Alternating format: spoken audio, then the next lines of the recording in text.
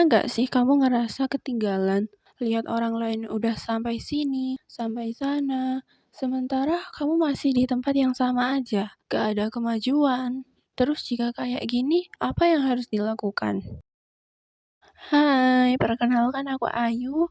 Aku duduk di bangku SMA kelas 10. Di video ini aku mau ngebahas beberapa hal yang mengenai tentang perasaan tertinggal atau terlambat mencapai sesuatu. Kita mikir, kenapa mereka cepet banget sampai ke sana? Kenapa mereka hanya berusaha sedikit tapi langsung mudah untuk sukses? Dulu bareng waktu sekolah, tapi sekarang dia udah di luar jangkauanku. Kenapa teman kuliahku dulu lebih sukses dan mapan di hidupnya, padahal dulu dia cuma jadi kupu-kupu dan jauh lebih rendah IPK-nya daripada aku. Terus muncul pikiran, kayaknya aku udah telat deh. Apa aku yang kurang berusaha? Bukan tentang bersyukur, tapi tentang realitas sekarang. Menurutku, hidup itu bukan lomba lari. Gak ada garis finish yang sama buat setiap orang. Pasti berbeda. Ada garis finish yang membanggakan. Ada juga mengecewakan. Ada juga campuran antara membahagiakan sekaligus kekecewaan. Mungkin Tuhan pengen ngasih kita garis finish kalau udah bersih jalannya. Sungguh gak mengenakan jika kita berhasil mencapai garis finish atau kata lainnya kesuksesan atau pencapaian di saat masih banyak kerikil hingga batu besar yang menerpa kita. Apa sih maksudnya? Contohnya gini, kamu berhasil lulus kuliah tepat waktu 3,5 tahun, tapi di waktu yang bersamaan ada salah satu kerabatmu atau temanmu yang mengalami musibah. Aku nggak bilang spesifik musibahnya apa, tapi bisa diartikan bahwa hari itu bukan hari yang tepat untuk ke garis finish. Di samping itu, kita hanya manusia. Kita nggak bisa meramal waktu, hanya Tuhan yang mengatur seluruh kejadian. Kita nggak bisa meramal waktu, hanya Tuhan yang mengatur seluruh kejadian. Semua pasti ada plus minusnya. Ada yang cepat di awal tapi capek di tengah, ada yang cepat di awal tapi gagal di tengah, ada yang pelan tapi justru lebih kuat sampai akhir.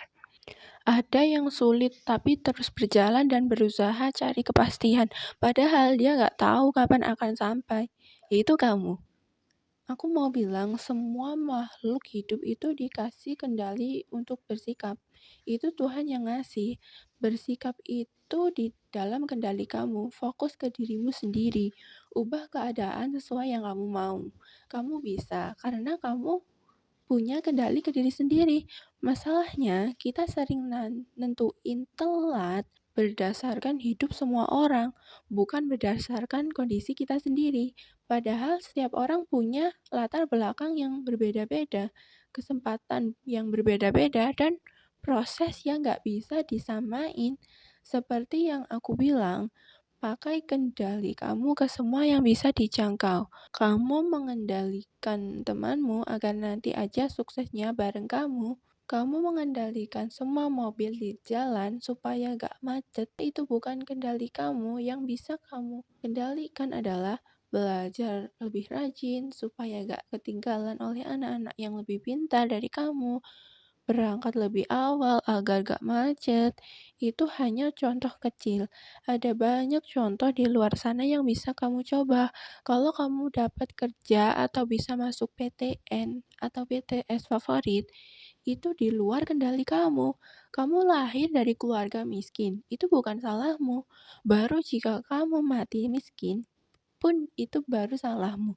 Tapi masih ada beberapa alasan sebelum kamu mengatakan itu. Contoh, jika kamu mati saat masih belajar, itu bukan salahmu, kecuali kalau kamu sekolah sambil kerja dan gajinya sangat tinggi. Jadi pikiran dulu matang-matang sebelum kamu memutuskan aku telat atau enggak. Kalau kamu punya ide buat mengatasinya, kamu nggak perlu bilang seperti itu. Kalau kamu benar-benar pengen mencapai mimpimu, jika mimpimu sangat besar, percaya deh apapun halangannya, waktu, uang, kesempatan, gak bakal bisa menjadi alasan untuk kamu bilang seperti itu. Karena kamu masih berproses dan berproses itu jalan meskipun lambat. Jadi masih ada harapan. Kecuali kalau kamu gak punya mimpi, gak ada yang perlu dipikirkan. Yang bisa kamu kendalikan adalah berusaha sebisa mungkin. Manfaatin kelebihan yang udah dikasih sama Tuhan.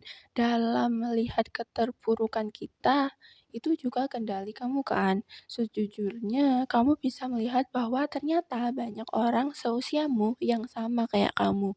Sama, masih merintis, bahkan masih di belakang kamu. Tapi mereka nggak lihat depan terus, nanti ketabrak. Jadi fokuslah di jalanmu.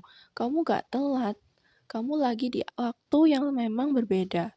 Sekarang kamu ada di tengah-tengah, dan itu cukup untuk menjadikan alasan bersyukur.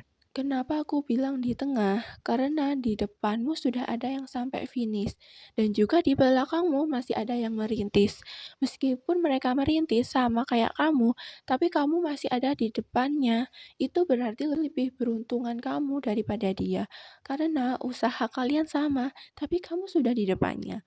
Hal seperti ini sebaiknya patut disyukuri oleh kamu.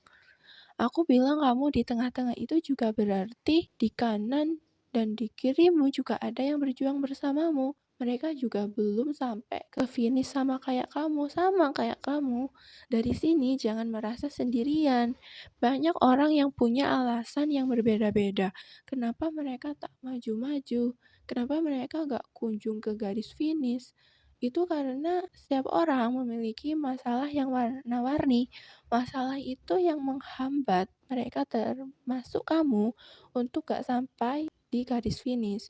Ada masalah bintik-bintik cat yang banyak, yaitu masalah yang banyak tapi sedikit-sedikit. Ada juga masalah satu botol cat penuh yang tumpah semua, yaitu masalah yang sangat besar tapi hanya satu. Ada kata-kata seperti ini. Pelan bukan berarti kalah, karena memang gak ada yang kalah. Kita sama-sama berusaha, meskipun tempatnya berbeda, waktunya berbeda. Kalau sampai ada yang punya pola pikir, kalau nggak cepet sukses nanti aku diduluin sama orang lain, lalu aku kalah. Pola pikir yang seperti inilah yang disebut kalah, karena dia kalah dan gagal mengusir pola pikir negatif, sehingga dia dikuasai oleh pikiran negatifnya. Kebanyakan orang seperti dia biasanya menyerah karena sama pikirannya sendiri aja kalah. Gimana dia mencapai impiannya nanti kalau sama pikirannya aja udah kalah? Menurutku hampir semua masalah memang bisa diatasi dengan cara berpikir positif. Kadang hidup ngajarin kita buat lebih ngerti ke diri sendiri, mengerti apa yang harus dilakukan saat ada masalah. Dan untuk kalian yang menonton video ini, kalian maju satu langkah lagi menuju mimpi kalian. Karena menurutku, sangat jarang sekali orang memilih untuk mencari nasihat dari motivator, mencari motivasi dari motivator lewat podcast, lewat atau video seperti ini. Jadi, kalau hari ini kamu ngerasa tertinggal, ingat satu hal, gak ada yang salah dengan dirimu. Cuma cara melihatmu terhadap ketertinggalan yang berbeda.